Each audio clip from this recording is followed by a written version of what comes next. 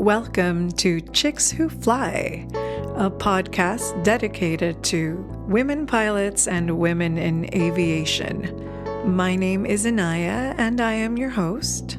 I am a vocalist, a DJ, and a producer, and I'm also a student pilot. I am currently working on my private pilot certificate, and while I am getting some finances in place to finish my training, I have decided to stay active in the aviation community by starting this podcast, among other things. I plan to interview and feature different women pilots and women in aviation and bring those interviews to you.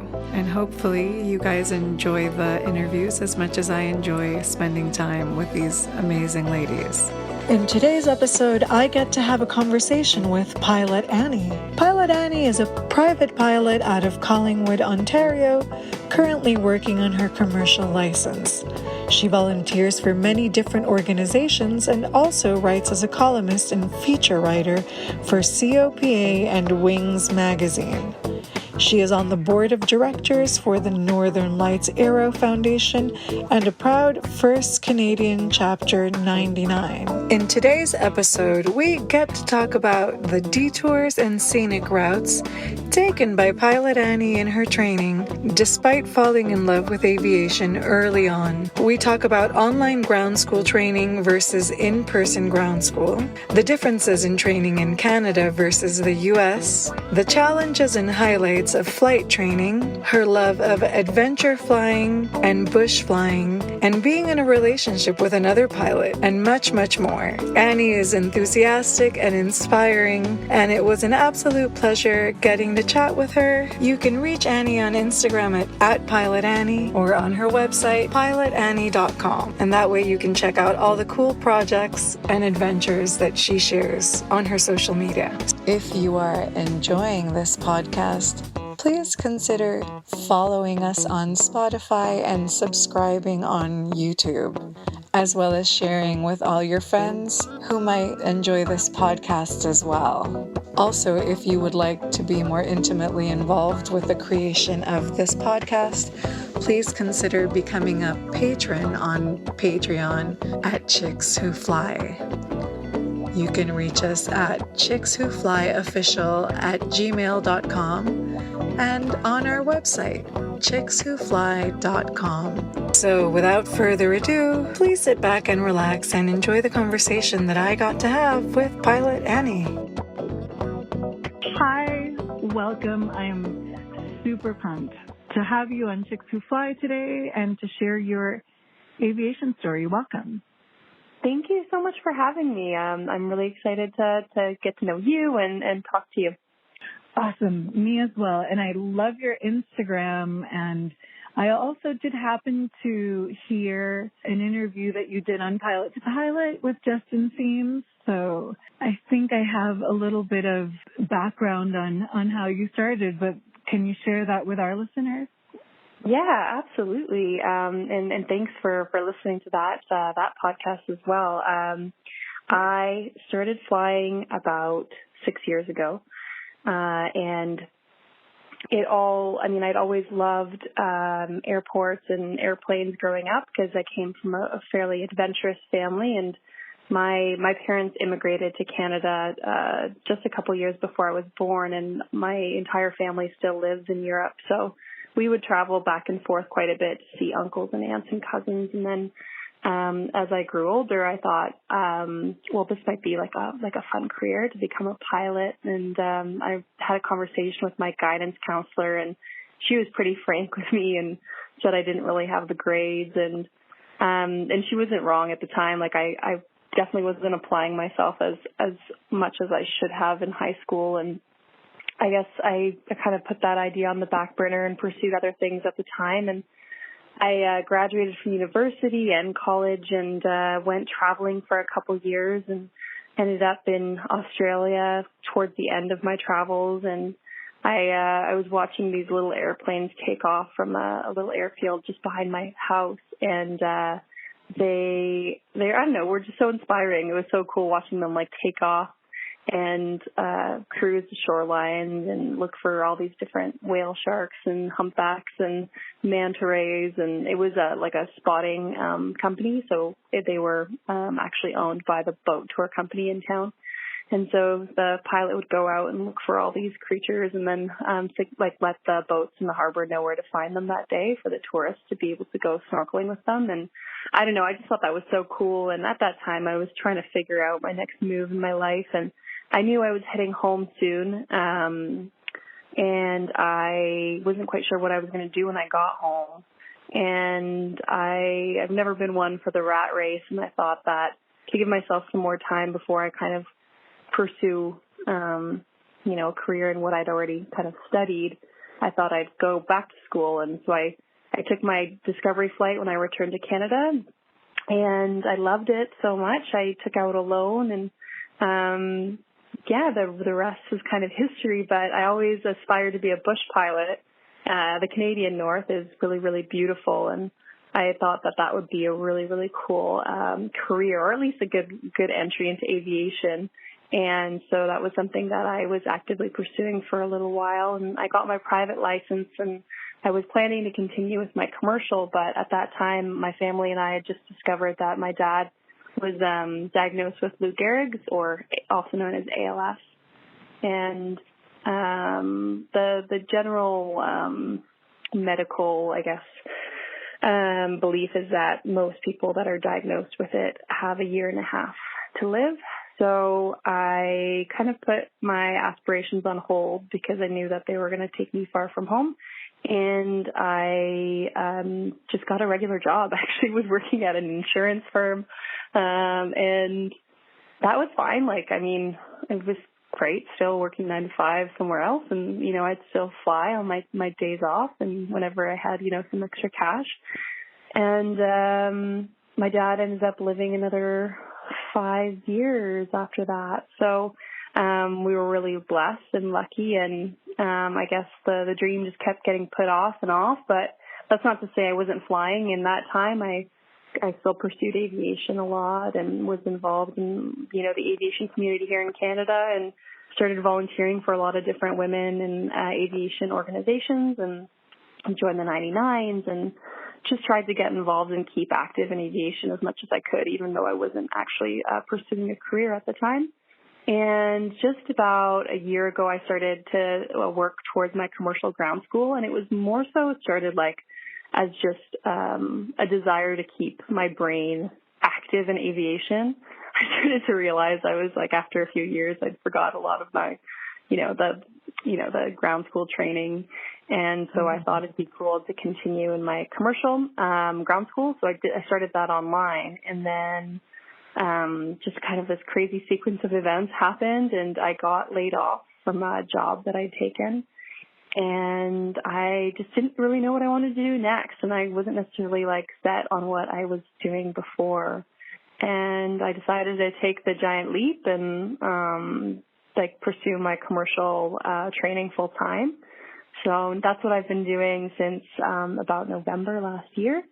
And obviously it's been kind of a rocky road even since then. Just obviously getting laid off is never a nice feeling. And then my dad actually passed in January, and then COVID happened. So it's like a roadblock after roadblock. But that's not to say that, I'm not grateful for everything that's, all the great opportunities I've had since then. It's just, you got to kind of persevere and set your sights on what you want, and kind of get over those things that life throws at you, and continue on. So that is my story in a 10-minute nutshell. I love it. It's I can relate to a lot of things, and it's really understandable that you would want to take some time to spend as much time as you could with your dad while you still had him. What did he think of you flying? They loved, him and my mom really loved it, actually. They knew that I never had really conventional ideas, just all through my youth as well. So they weren't necessarily surprised when I told them that this was a career that I'd wanted to pursue, and they actually, they took me to the bank and co-signed my loan, and, were super supportive. They were definitely, and still are, my mom especially is always worried, but that kind of comes with the territory when you become a parent, no matter what your child is doing. Obviously, with flying, there's a bit of inherent risk there. But they were just incredibly proud, and he especially, like last year, I got to go on this really cool adventure through Alaska and the Northwest Territories and the Yukon, and he'd call all his buddies and tell them all about it, and it was actually super, super cute. So yeah, he was pretty stoked. He didn't love flying though. I took him up once, and he's always had problems with motion sickness, so I didn't get to go flying with him very much, but he was always super interested in what I was up to and what I was doing in my training, so it was really cool. That's awesome. I always wonder what my dad would have thought. My dad passed away way before I ever thought I'd started flying. I wanted to fly since I was a kid, but I didn't know you could be a woman and be a pilot, so I had said I was going to be a flight attendant so I could spend all the time I could in an airplane, Yeah. And a billion years later, I found out that it could be a possibility for me, and now here I am, right? Yeah, no, that's cool. Well, I'm sure he would have been super proud. So I think it's a huge undertaking. And I think sometimes I forget that. You forget your early training when you're private pilot and going, or not even a private pilot, but just, a student pilot and going through the motions and, those first few lessons. It's, it takes an incredibly huge amount of time and focus and perseverance. So, it's definitely not for the faint of heart. And so I imagine he'd be pretty stoked to see you do it. I think he'd be really proud. He had a kind of a love-hate relationship, I think, with aviation. He was a Vietnam veteran, and he was not a pilot, but he used to shoot out of helicopters, and his helicopters were shot down twice. Oh, wow. So back in the day when we used to go, when I was a kid and we'd fly commercial, he'd buy my mom and me tickets in the regular cabin, and he would be, this is how old I am, okay? He would be back in the smoking section of the airplane. So, wow. But I actually also do my ground school online. What are you using to do yours? Yeah, I've been doing mine online. That's not to say it would be my first option. I think that online learning is super convenient, but you have to be very motivated to get through it, especially in a certain amount of time. So I did my private in class with an instructor and a bunch of students, and that went really well. And then with just when I started my commercial, I had a full-time job, and so it was a lot easier for me to be able to do it on my own time. And so I've been using this program called Harv's Air. There aren't as many options in Canada as there are in the States. I know you guys have Sporties and Fly Mike Alpha and a bunch of other Angle of Attack, and a whole bunch of other people have these really great programs online. In Canada, it's really, really limited. It's not amazing in terms of up-to-date content, but it gets you where you need, it gets you to your flight tests, and it definitely covers all the information and all the material that you need to cover. So I find online learning to be incredibly difficult, actually, just because, again, sometimes there's so many questions I have, and you can't just ask somebody.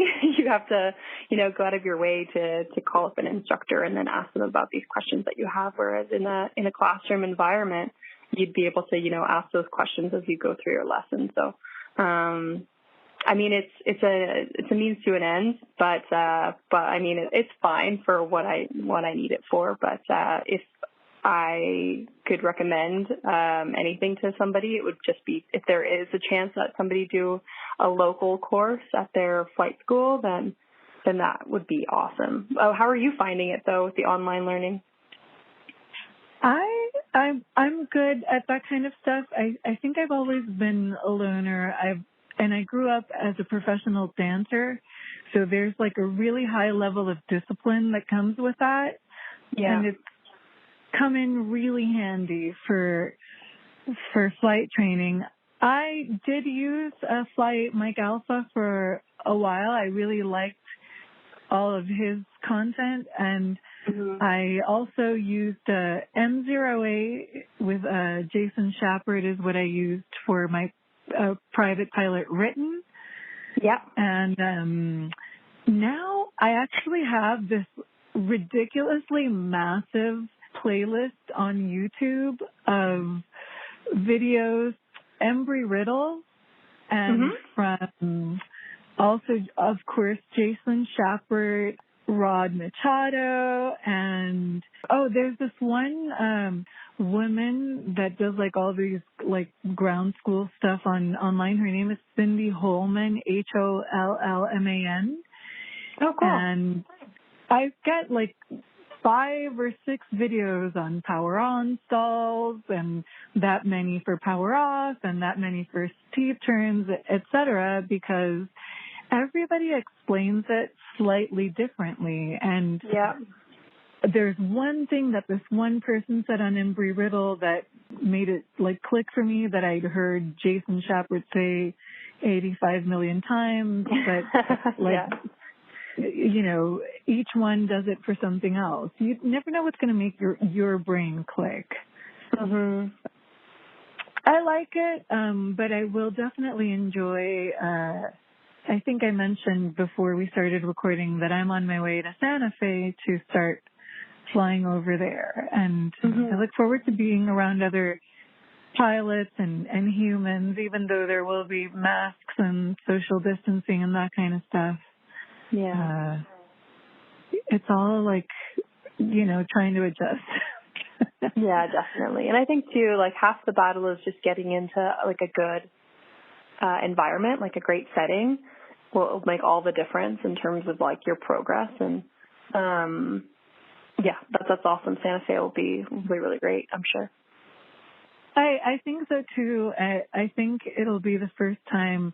I haven't ever like physically flown with the CFI I'll be flying with there, but I interviewed her on this podcast like just in the second episode, and I really related to her and clicked with her, and she's a really good CFI, so I'm thinking it's going to be a really good match, and it'll be the first time I get to fly really regularly with someone who's a good match for me. Because unlike what I heard you say in the other podcast, I have had some CFIs who are great CFIs but haven't been a good match for me for how I learn. Yeah. Have all your CFIs been men?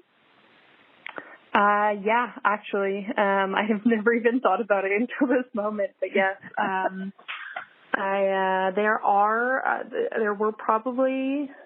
There have always been about 2 women instructing at the flight schools that I've been training at one time. But it just never worked out that I was, placed with them. When I first started flying, I went on my discovery flight, and I just happened to be placed with that instructor that took me on the discovery flight just because of availability. And it worked really well. We got along great. And then because I had taken so much time off, and I actually got to know a bunch of people in the aviation community in the time that I was kind of trying to figure everything out and just enjoy my time with my family. And I met the instructor that I have now, and he and I actually used to volunteer for the Canadian Harvard Association. So they have about, I think it's like 6 Texans that are part of this flying club, and they maintain them and keep them flying. So I met him there, and then when I got back into training for my commercial, he was instructing at this flight school, and I was like, oh, this is perfect. Like, we'll fly together, and it's been great because it's been pretty seamless transition. So it's not, I would love to fly with a woman. I think it would be, I have friends that I fly with that are females, but I've never actually had a female instructor. So I think that would be really great. And I think that's I think there's like a different maybe level of understanding there too with being a woman in aviation. So I imagine that they would be quite empathetic to like your story and style of learning as well. I think so. I mean, I've had both, and that's definitely been my experience, although I don't want to like generalize and make a blanket statement about men or women or whatever, but yeah. it does seem to be the tendency for sure. Yeah. And I mean, getting the right instructor for you, I do know. I've been lucky, but I do understand it's half the battle, and I have heard, nightmare stories. And that's not to say I haven't met people that I definitely would never choose to fly with in terms of like a training setting.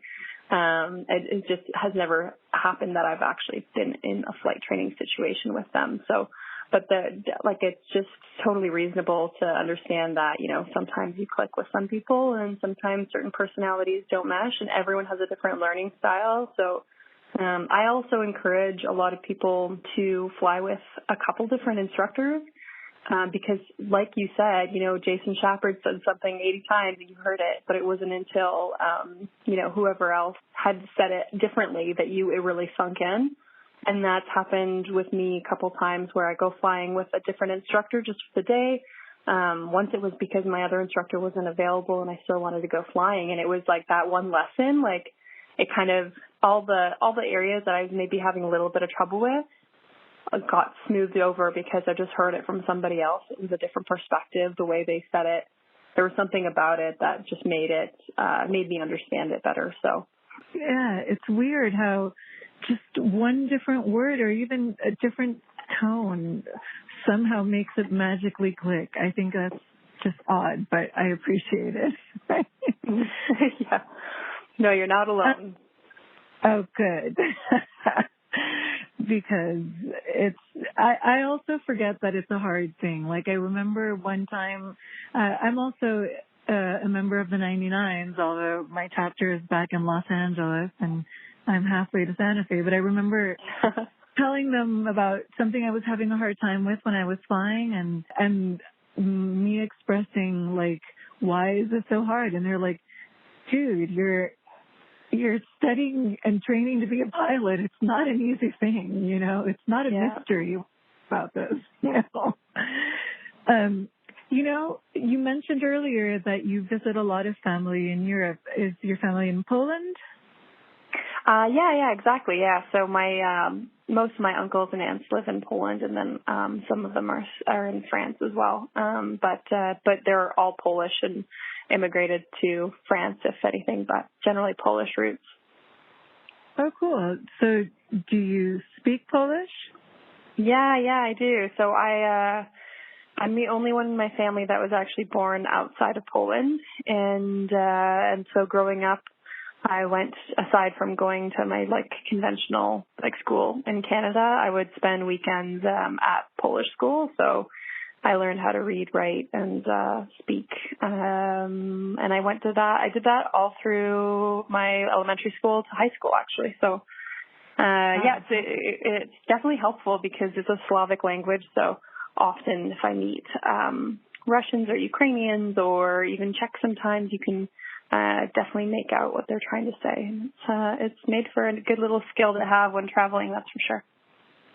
I bet it makes it easier to understand a lot of other languages too, just because it's such a complex language. I mean, it is to me anyway. Yeah, no, it is actually super, super difficult. And I'm certainly not an expert in it. I have a really thick American accent when I speak Polish, so it's really funny when I go visit my family and we'll go to a restaurant and I'll be ordering food and the waitress I'll be speaking in Polish and the waitress will be responding to me in English because she thinks I'm really trying very hard and she's trying to do me a favor, but I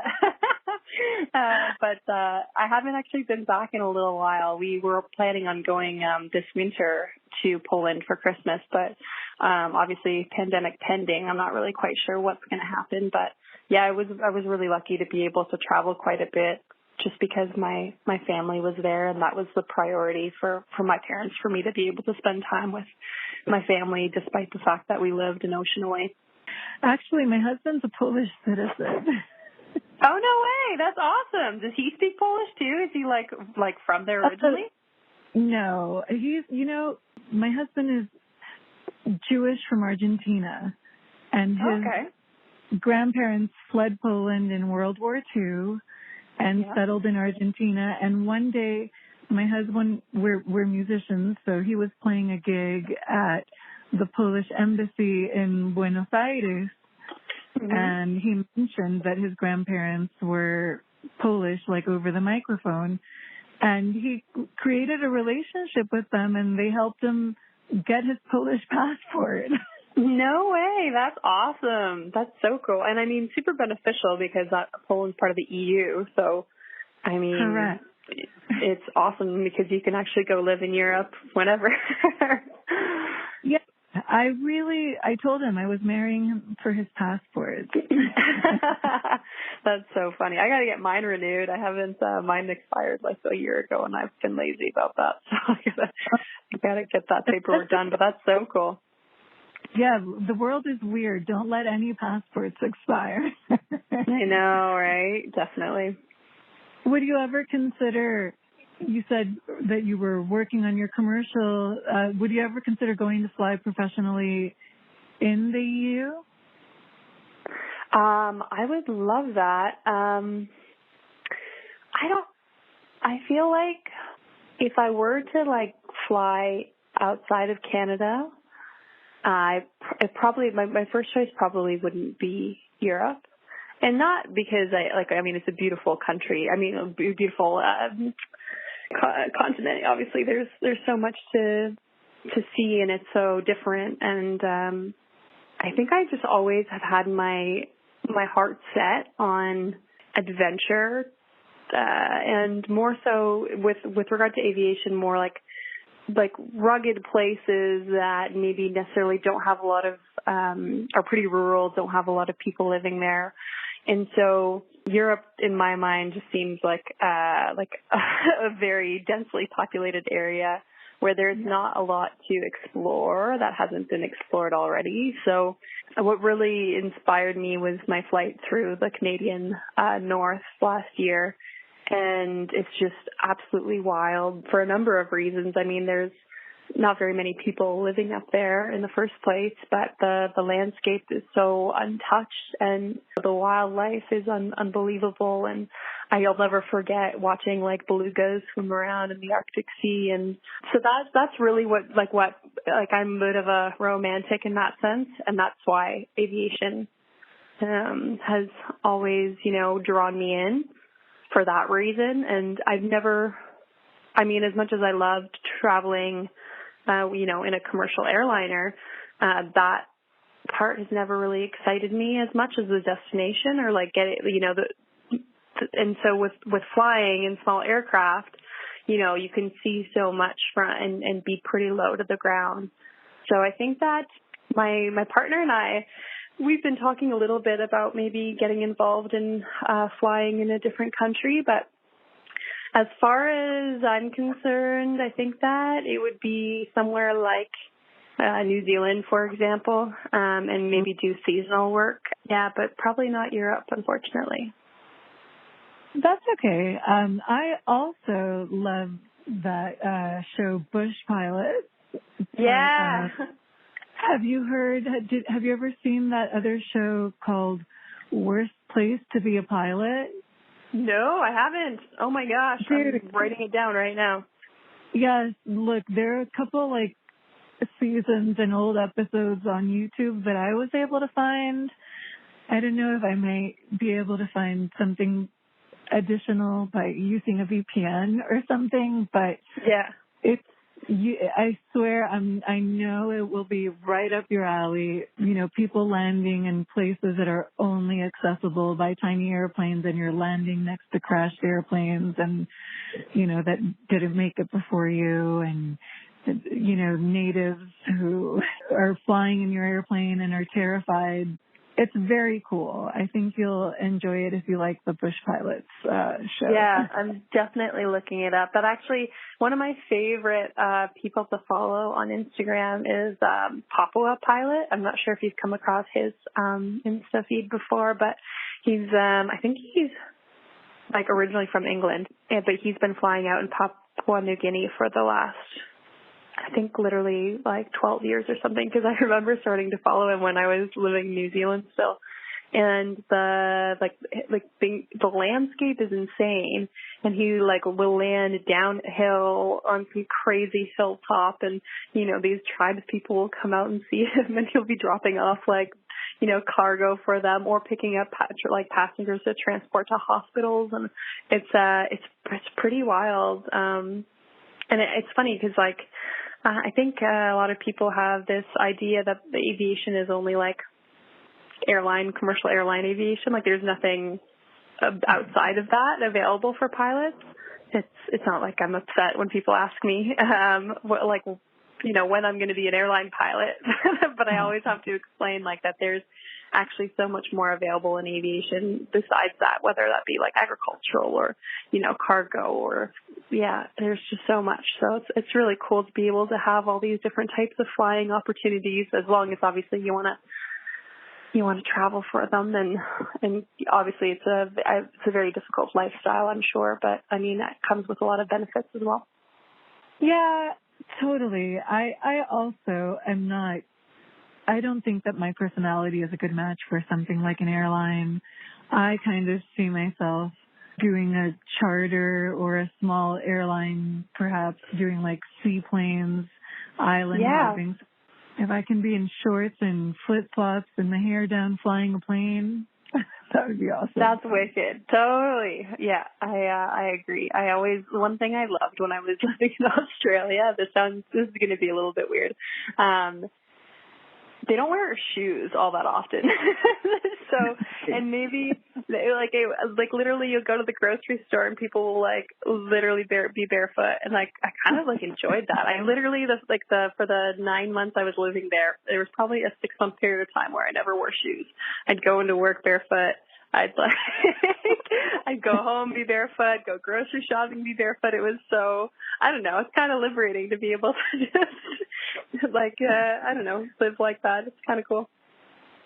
You know what? I kind of grew up like that. I grew up like being barefoot a lot. First of all, it's supposed to be the best thing for your feet. It's awful to have them confined in shoes for the whole bones and tendons and musculoskeletal structure of your feet. But I grew up like that. I used to like climb rocks on the beach in Puerto Rico, like completely barefoot and not feel anything.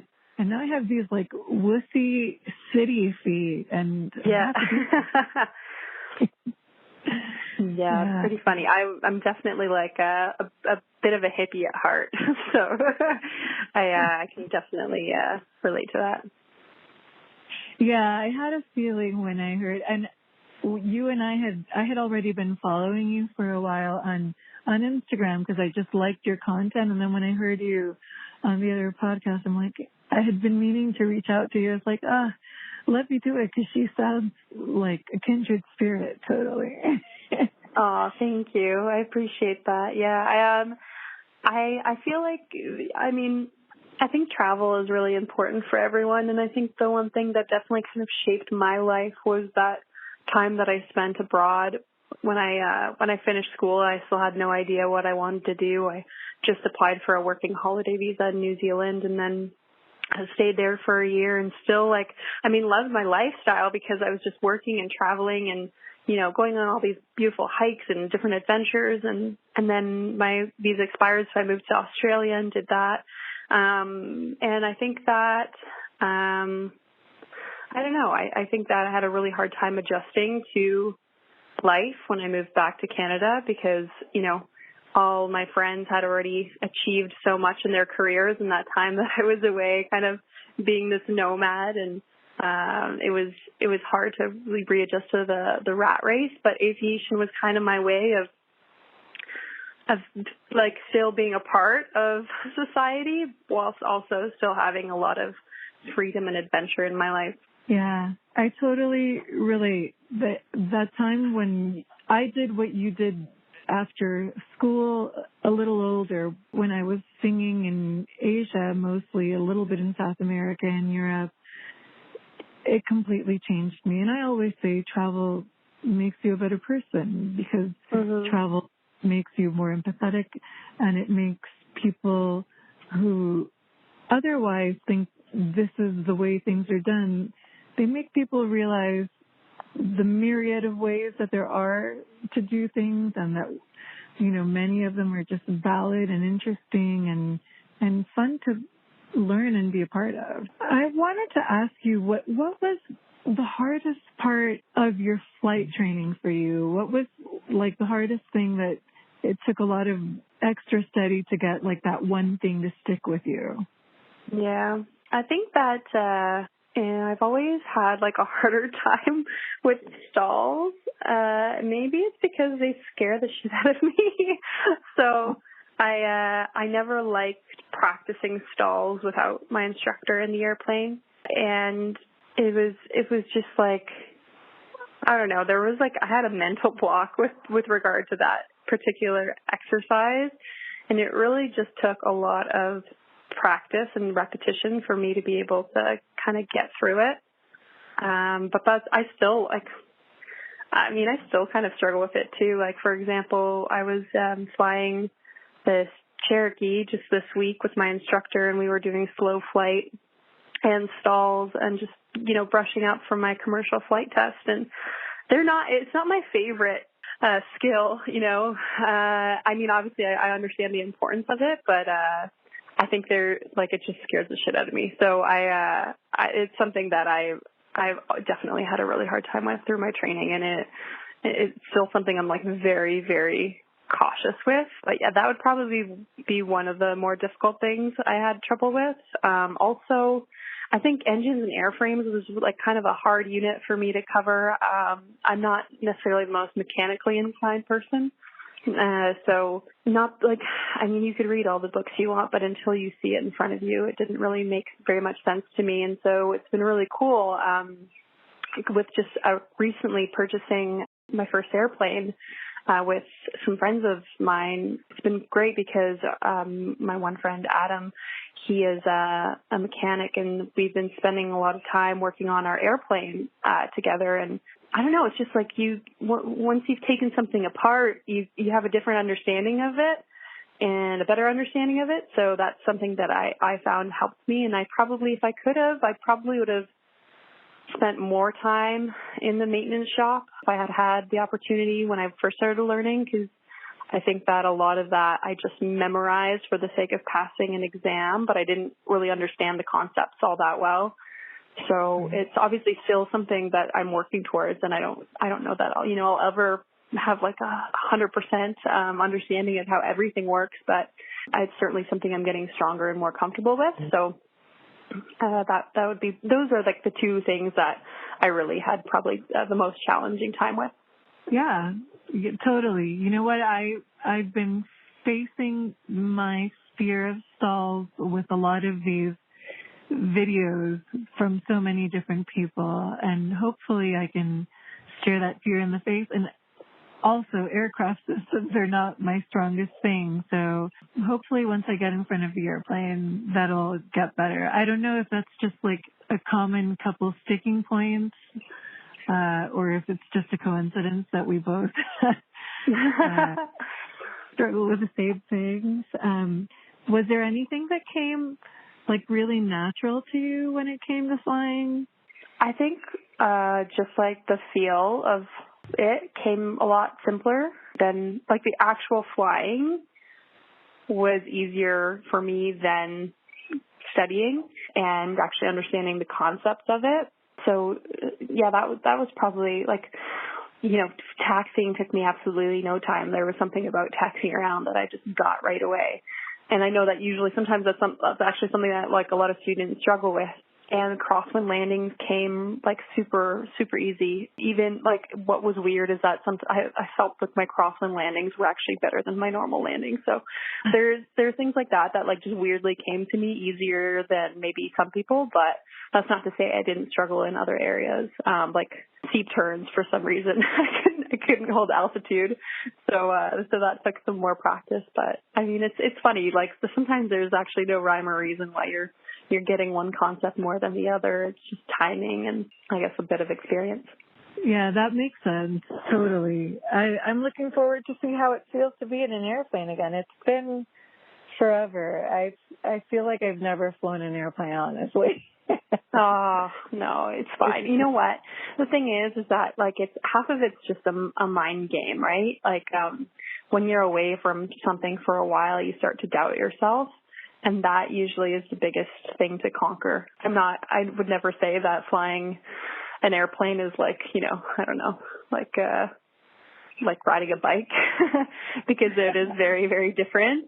But that being said, I think that you just have to believe in yourself and that, those motor skills will come back and they'll come back a lot quicker than you expected. It's just, obviously that first flight is always going to be a little bit nerve wracking, but I'm confident that, you'll get back in the swing of things really quickly.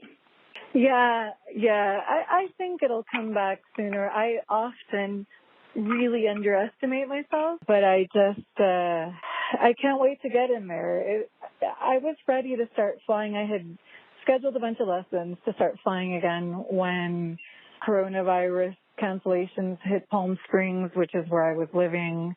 And after waiting a really long time and working really hard to get to a place where I could schedule lessons, everything was canceled like maybe a couple of days later, and I had to cancel all my lessons.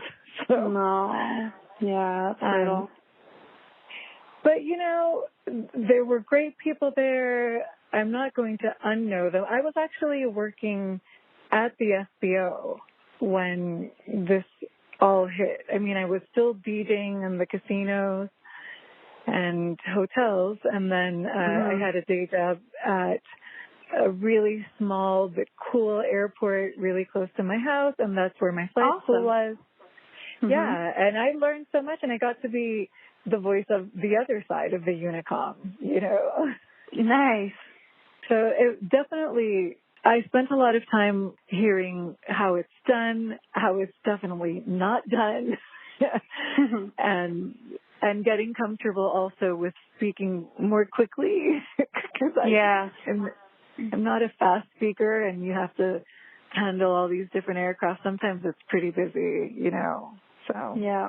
But that was really fun. And that's what I got laid off from when coronavirus hit. But your layoff wasn't due to coronavirus. It was before all that, right? Yeah, exactly. So it was, they just said that they were restructuring. And so, it was November when I got laid off. But the timing, was eerily perfect. Obviously, I mean, at the time when it happened, I was devastated, but I was like, okay, so this is I'm finding my new purpose, and that's flying. But then, Christmas hit and the holidays, and I got to spend a whole bunch of time with my family, which was awesome. And then, my dad wasn't feeling well, that whole time. And then in January he passed, and I actually got to spend almost all of December and most of January with him. So, I wouldn't have had that ability if I was working. I would have been juggling work while, going to see him in the evenings. And it was this stress-free experience where I didn't have to worry about, being somewhere. And I mean, it was winter. So winter flying sucks up here. Every flight is canceled. So I wasn't worrying about aviation at the time either, aside from my, I'd crack the books every once in a while. But, my family obviously became the priority then. And I'm a strong believer that everything happens for a reason. So, it sucked at the time, but, now I'm much happier for it. And I hope that's a similar case with you as well. Yeah, when my dad passed away, I lived in Miami and he lived in Pennsylvania, but I had been visiting him more often, and we had gotten to share more time and quality time together.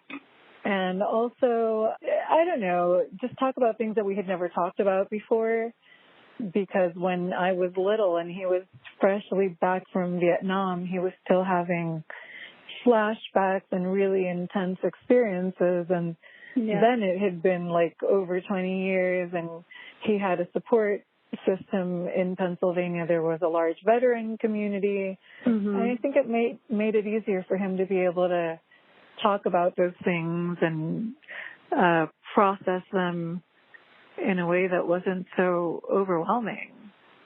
It's got to be overwhelming of being a veteran of any kind. It's a completely different reality that you're living, and then you're supposed to come back and keep living like a normal life. It's got to just seem so weird, you know? Yeah, totally. You said your partner, is it your life partner? And if you don't want me to ask you any questions about anything personal, please just tell me you're not comfortable talking about it.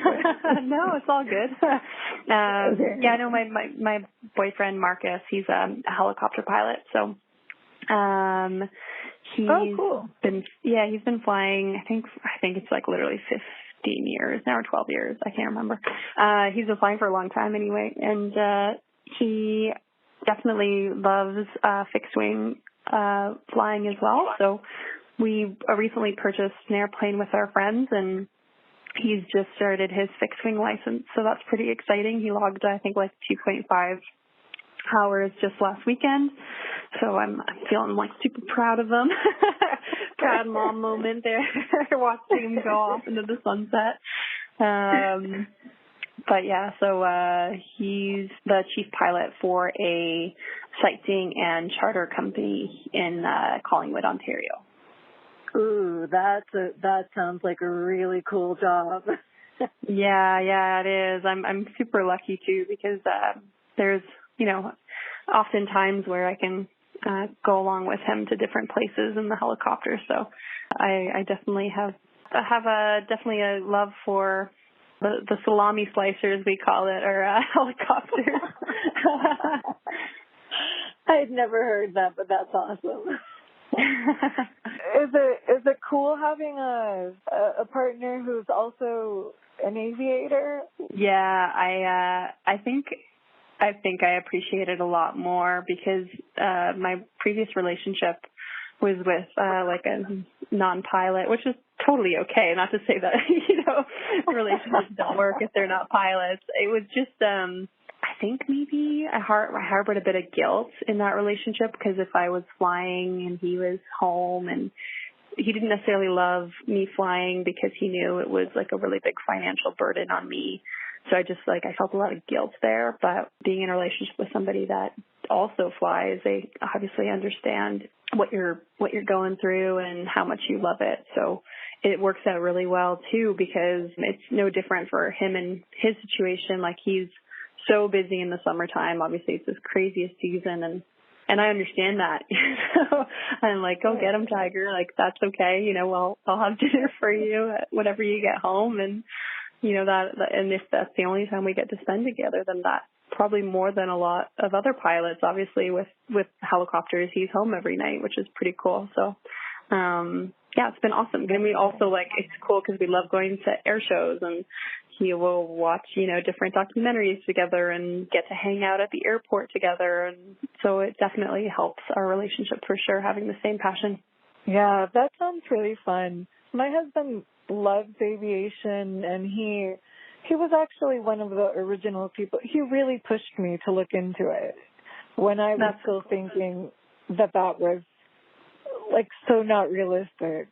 Yeah. So that was awesome. And he actually, after I started training as a pilot, as a student pilot, he got his FAA drone pilot license. And oh, cool. I helped him study like the airspace and sectionals and the aviation weather stuff, which is one of the harder subjects for me too. Although now I'm getting a lot of really great material on aviation weather from those sources I mentioned on YouTube. Those are really good. Mm-hmm. So do you have your commercial already?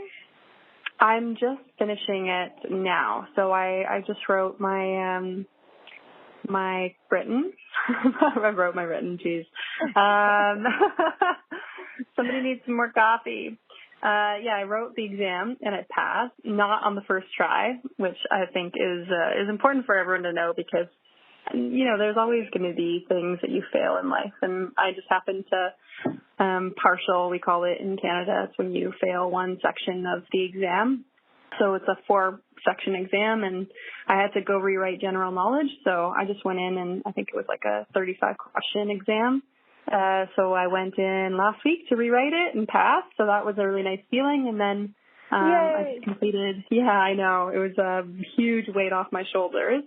And then I just completed my 300 nautical mile cross country, which is required. And so now it's just kind of like brushing up on my skills and making sure everything's fluid and within like the acceptable margin of error. And then hopefully flight test, if not this month, probably next month. But I still have to coordinate with an examiner and all that. So we'll see how the timing works out. But yeah, I'm nearing the end of the commercial license, which is exciting. That is really exciting. Do you have to have your instrument all ready to get your commercial in Canada? No, so it works quite a bit differently than in the States. So there's no restrictions on a commercial license here. Because I know that if you get your commercial before your instrument in the States, I think you're limited to only flying within like 25 miles of your home airport or something. Whereas here, the only thing you can't do is fly like IFR, obviously. So because my path is a little different, usually most people would do their instrument while they're working towards their commercial. But because I've already built a lot of time, it made more sense for me to complete my commercial, and then I'll be working on my instructor's rating next. And then once I complete that and I'm working for a flight school, I'll be completing my instrument. So I'm just trying to get onto the flight line as soon as possible. And that means that my instrument is just going to be a little bit later than most. Yeah, that's amazing though. That's a really cool path, and can't do it that way over here, I think, but that sounds super cool. I like it. Yeah, thanks. Are you going to get, I would assume, a discount because you're already working for the school once you start your instrument, right?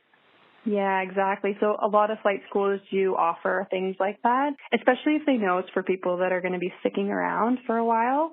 They'll often offer discounts or even cover like whole portions of your training, it depends on the flight school, obviously, and the contract you sign, but it certainly does work out to be quite a bit cheaper that way. So it's obviously beneficial for them because then they have a more skilled instructor, but it's obviously a lot to cover on your own, so it works out if you can split the bill or, work out some sort of deal to get a cheaper price on flying there. Yeah, no, definitely. I'd do that if I could, totally.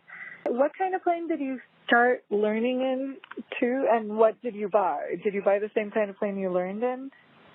No, I didn't. So I started, my first flight was in a Cessna 152, but both my instructor and I were quite tall and it was winter, so wearing these massive parkas in this 152 didn't really work very well. So I paid the 30 or 40 bucks extra to jump into the 172.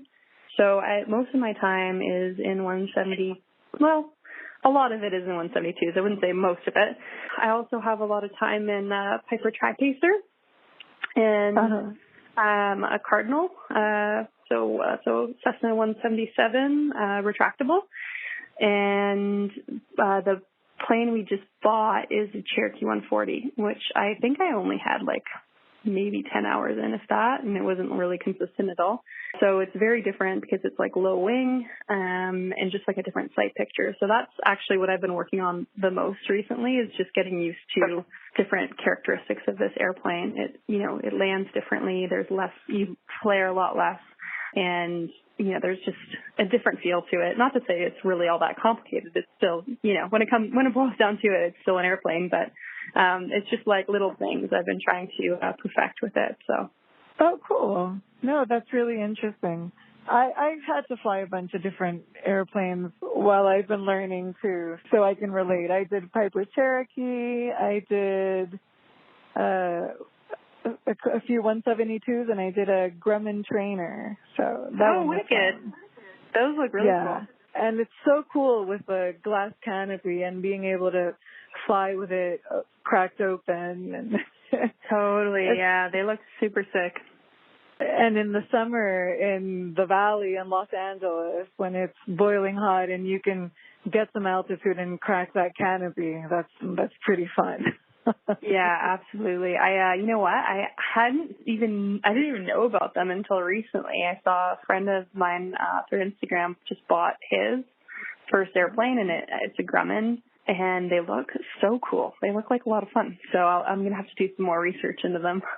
Yeah, do that. And if you can catch a flight with your friend, totally do it. I wanted to buy like a Grumman Tiger, which is a 4-seater.